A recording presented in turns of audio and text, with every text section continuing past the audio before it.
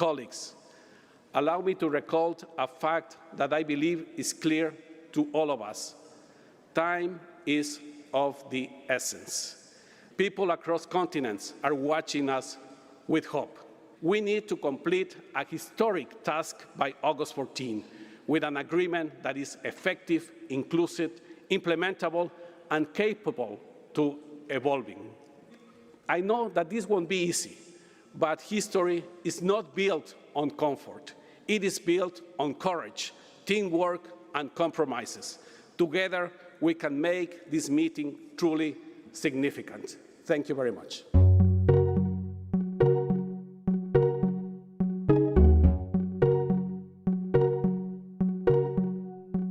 Welcome to Plastisphere, the podcast on plastics, people, and the planet. My name is Anja Krieger. Last week from Geneva, I promised you an update on the outcome of the plastics treaty negotiations.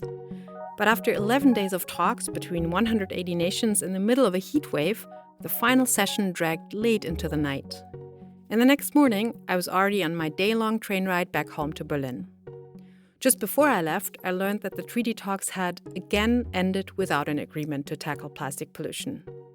So after recovering from this intense week, I got in touch with Alexandra Harrington. Alexandra is an expert in law and she wears many hats.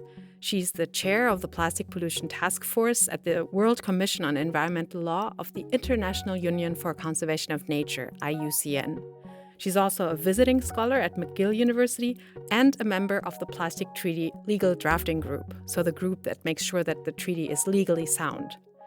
We chatted via voice message, and the first thing we looked at was how the media had reported the outcome of this session of the Plastics Treaty Talks, the INC 5.2. I do think that a lot of mass media coverage and social media coverage generated, was a bit unfair or not necessarily representing what happened as an outcome, in the sense of referring to the negotiation round as a failure, saying that we had failed, saying that negotiations had collapsed, etc. And I don't really think any of that is fair. I think the way to frame it is that we did not have a treaty coming out of this process yet, and out of this meeting yet, but we did have a group of countries that were willing to step up and say no and adamantly defend the resolution from UNEA against efforts such as the chair's draft, which, well-intentioned as it was, really did not meet the threshold elements required for the UNEA resolution to be fulfilled. And I think that in and of itself is a victory. It's not a failure. And I do think that the real story that needs to be highlighted here, is certainly from a legal perspective, is that the mandate itself was honored and everyone kept their obligations under that mandate by not agreeing to texts that may have severely curtailed, if not actually violated, the terms of the mandate. The mandate Alexandra is talking about here is the assignment that the negotiators had brought to Geneva. In 2022, the Environmental Assembly of the United Nations, called UNEA, had decided to convene a committee to develop a global plastics treaty, or in diplomatic language, an international legally binding instrument on plastic pollution, including in the marine environment. This treaty is supposed to cover plastic pollution across what is called the full life cycle, so not only after plastic products have become waste, but also during their production and consumption. To carve out that treaty was an ambitious plan for such a complex emerging issue, and it was attached to a very tight deadline. The community of countries would have just over 2 years, with 5 meetings, to figure out how to get there. And as you probably know, this did not work out. Last winter in the South Korean city of Busan, delegates from over 170 countries met but weren't able to reach the agreement as planned. So the meeting of the Intergovernmental Negotiating Committee, INC for short, was extended into 2025. I honestly didn't necessarily expect that we would reach an agreement at INC 5.2, to be completely frank, because of the nature of the issues that are outstanding and because so many areas were still quite contentious. as we were going into the negotiation. And yes, we had a very long period of time to negotiate, but at the same time, the geopolitical dynamics, as well as just the sheer volume of legal information that had to be generated or addressed and then agreed upon to get a treaty would have been so much that I was very skeptical of that. So in that sense, it wasn't a surprise. I think the last 48 hours were indeed quite dramatic for many of us, and that may have been a bit more surprising. But looking forward to having a 5.3, I think for many of us was something we had hoped would not happen, but we also realized could very much be on the horizon. And so that is just the realistic expectation coming out of 5.2 or going into 5.2, coming out of 5.1. In terms of surprises, I did see a lot of really good movement towards having an ambitious treaty and a lot of really good realignment to say that very forcefully, and to have countries really be quite vocal in advocating for that, especially as we saw when the first chair's draft came out. And there were so many very strong views on that, all of which really did center on having the ambitious treaty to address the life cycle that we were asked to do in the UN resolution. So in that sense, I think it was surprising in a good way to see everyone come together, particularly after a very contentious negotiation round, to agree on at least the idea that fundamentally the resolution needs to be honored and needs to be implemented in whatever text we have coming out. Cut plastic production! Cut plastic production! Don't fuel our destruction! Don't fuel our destruction! Strong treaty now! Strong treaty now! There was a lot of good energy at the meeting in Geneva. Scientists, environmental organizations, activists from indigenous and minority communities, and other observers were on the ground, and they were really making noise. The majority of countries wanted an ambitious outcome, but a few states were insisting on weakening it. And despite the mounting evidence that there would never be consensus, there was no call for a vote for the majority to decide. No treaty is better than a weak treaty. That had been the slogan in Geneva from the beginning, and it became the basis for decision-making in the final hours. When I left around 10 at night, I met one of the delegates on the bus. She said she'd just go shower and change her clothing, then return to the negotiation marathon for the rest of the night. Some of them were there for over 24 hours. I stayed in our Airbnb to get a couple of hours sleep, but Alexandra kept following the process.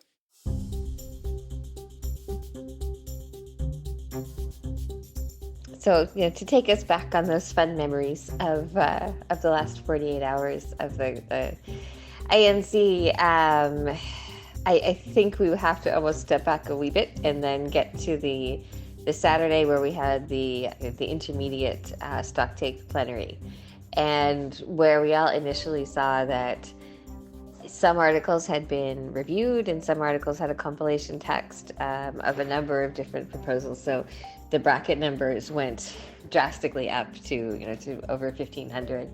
And it was really quite heavily bracketed and quite heavily kind of showing a contest. And there were also articles that hadn't actually had a chance to be reviewed, so we didn't have text for them. And I think that set the groundwork for then expecting that we would see at least one chair's compilation text or chair's draft, if not two, as we saw in Busan. And we all started to get a sense that text would come out on the Wednesday, on the 13th of August. And it did, as you know. And when it did, I think there was a lot of surprise. And I think this is where the drama really started, because there was a lot of surprise about the content.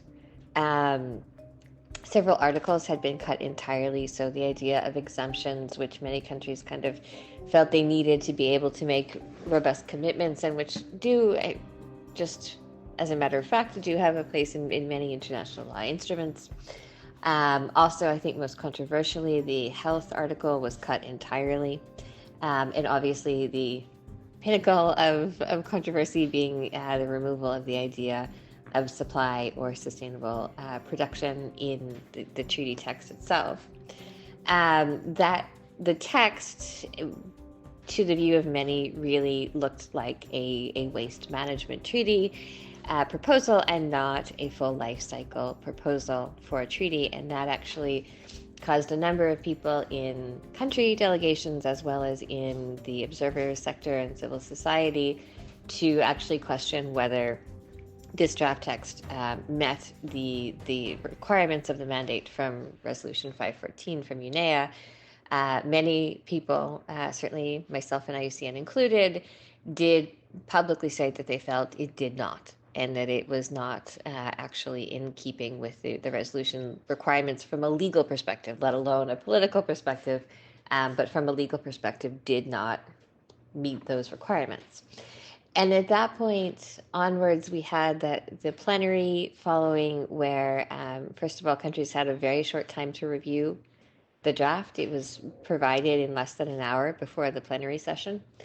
And there was a lot of, I think it's fair to say, there was a lot of disquiet amongst countries and some shock even amongst countries. We note with concern that the text of the proposed treaty has been significantly diluted and lost its very objective.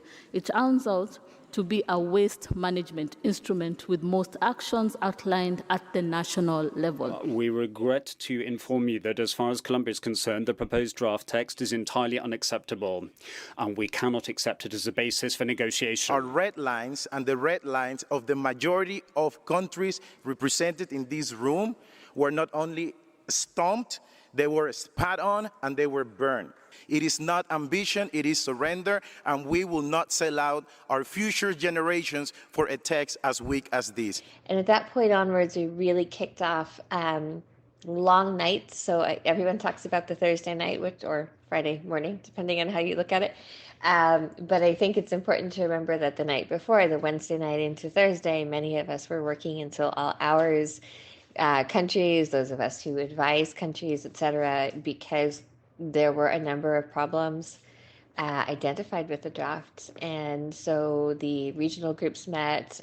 There was, in that plenary session after the first draft was released, there was a great deal of dissatisfaction again with the ideas put forward by the chair in terms of who to meet with, whether to meet with heads of delegation, whether to meet with regional groups first, how to do it, etc. And when those meetings were conducted, they were difficult. They were very difficult. And the chair had then said that he would take all of those comments into consideration and prepare a second draft. So many of us went to the Palais on Thursday, on the 14th of August, early in the morning after having a very late night into morning, to then wait and see what happened. Some of us, for example, I had a legal drafting group meeting for one additional article that had been sent to us. So we had that type of work. And then we were informed that plenary would start at 3 that day, 3 p.m. Swiss time, so Central European summertime. And then many of us went and got seats and waited, and we waited longer. Until it was announced somewhere around 7 or 8, I believe, that plenary was kind of suspended indefinitely, and we would find out when it would come back. And we still didn't have a second draft text. No one wanted to leave. Obviously, no one wanted to leave. Everyone was there. There's a concern that if you left, you might miss everything. So everyone stayed, and it was a really, in one way, dramatic and tense number of hours because we kept being told that plenary might be at 9 or at 10 or at 10:30. Ultimately, it ended up being at 11:30 in the evening. But during that time, you had a lot of people who were really tense and talking and concerned. It was also a beautiful moment, in the sense that many people came together, many of us who had been running around and speaking and advising and doing different things had the chance to just be in the same spot and to talk and to exchange on things, and also to kind of help lift each other up and talk to people who might be discouraged in the process, which I think was a really lovely time for many of us. And then when we did come back in at 11:30 in the evening, it was for probably under a minute or perhaps just over a minute.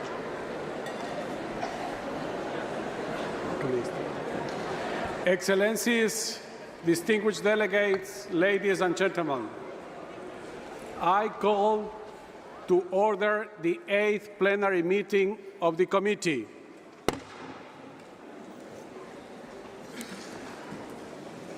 I have convened this plenary to update you on the status of my work. As consultations of my revised draft texts are still ongoing, this plenary is therefore adjourned to be convened on 15 August 2025 in the morning at a time to be announced. This meeting is adjourned.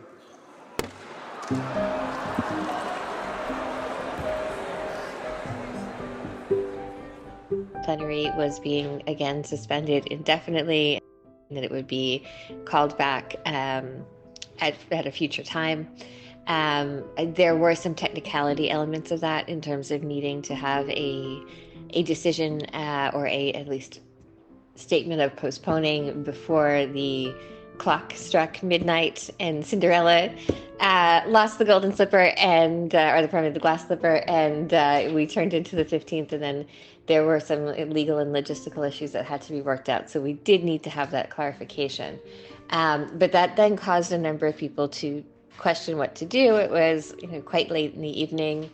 It was unclear whether we would go into further negotiation sessions on a draft and what that draft would be, because we still didn't have it. And so many of us went back to our respective hotels to wait and see. And shortly thereafter, about 1:30-ish in the morning, the second draft was released. And then also there was a heads of delegation meeting for country members, heads of delegation plus one, so they could bring one more person, at 2 a.m., where they had a very long and intense discussion. And many of us who had stayed up to see what was going on then got the draft, and certainly I was conducting legal analysis of it the whole time. And at around 5 a.m., there was an email sent to everyone saying that the plenary would open at 5:30. Now, again, in terms of drama, for those who had perhaps gone back to a hotel to work, to try to sleep, something along those lines, that notice period was not necessarily enough to get back. So many people did have to watch online on the webcast. We attended these negotiations hoping that today we would reach a historic agreement to begin the global action to end plastic pollution, especially in our marine environment. Unfortunately, despite our best efforts, no agreement has been reached, and we leave empty-handed. And then what we saw was the opening of something that was, in terms of diplomatic standards, I think, quite frank. Looking at it, it might not seem that way, but the nuance in the dialogue really quite frank. And a statement from the vast majority of countries that they were not happy with the second draft, that they wanted to revert back to the Busan text, and so move forward with that. And then even the closing of the plenary itself was quite, I think, rushed in many ways, because many delegations had to go to the airport. They had flights booked. They didn't have the ability to change them. So there was a very quick decision after the vast majority of countries had spoken that the INC would be adjourned and continue to another session. So INC 5.3, as I mentioned, at a time or date to be announced, or both to be announced. So the next steps are clear. We will have a third round of the fifth meeting to negotiate the treaty, an INC 5.3. There, the negotiations will continue. And because the drafts from Geneva were so low in ambition, the negotiators will revert to the text from Busan and add some of the newer discussions to it. Beyond that, the details are still very much up in the air. When will this meeting happen and where? Will it be before or after the next get-together of UNEA, the United Nations Environmental Assembly? And could another round lead to success, or do we need a change in the system? Alexandra says we'll just need to see what happens. She's been through all the up and downs of this process under the umbrella of the United Nations Environmental Programme, but she isn't giving up on the treaty. I always try to find hope, and I think, Anja, you know this really well. I think that what we saw in terms of countries coming together, countries who were exhausted, negotiators who were exhausted, but still up until the end being committed to working in this and to pushing it forward and to advocating for their countries, as well as explaining in informal sessions as well as formally, what their national positions were, but also why their national positions were that way, so that we can try to bridge and find a bit more of an understanding, does give me hope that there could be a successful outcome, hopefully quickly. Obviously, there are a number of different forces and factors at play, including the timing of UNEA and what may happen at UNEA, etc. And in realistic terms, it could, there is an infinite possibility of 0.5 point, whatever, until basically the countries run out of interest or UNEP decides to stop supporting and funding it.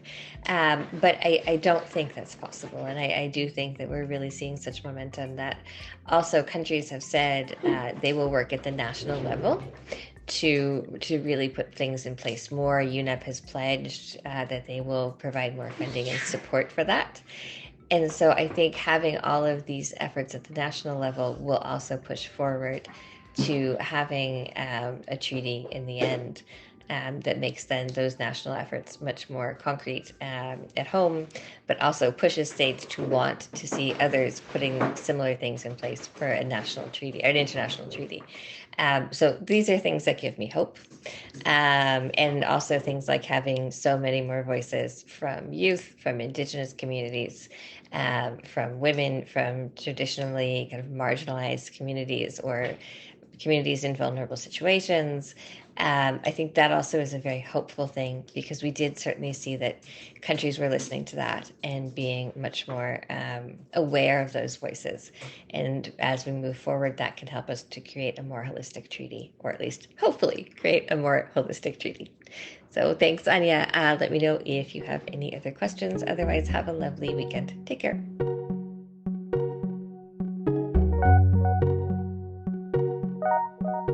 Thanks to Alexandra Harrington for her insights from the treaty negotiations in Geneva. And thanks to you for listening. This was Plastisphere, the podcast on plastics, people, and the planet. Music is by Dorian Roy and Blue Dot Session. This is a passion project I produce in my free time, so please support me if you can. I took a holiday from my day job and paid all expenses to be in Geneva from my own pocket. So if you go to plastisphere.earth/support, you can buy me a coffee and put a big smile on my face. By the way, after several years of this deep dive into international diplomacy, there will be some new non-treaty episodes out. I had some great interviews in Geneva, and I'm collaborating with a historian on a special story that will be out soon. So stay tuned, there will be more food for thought. Have a great one. Bye-bye.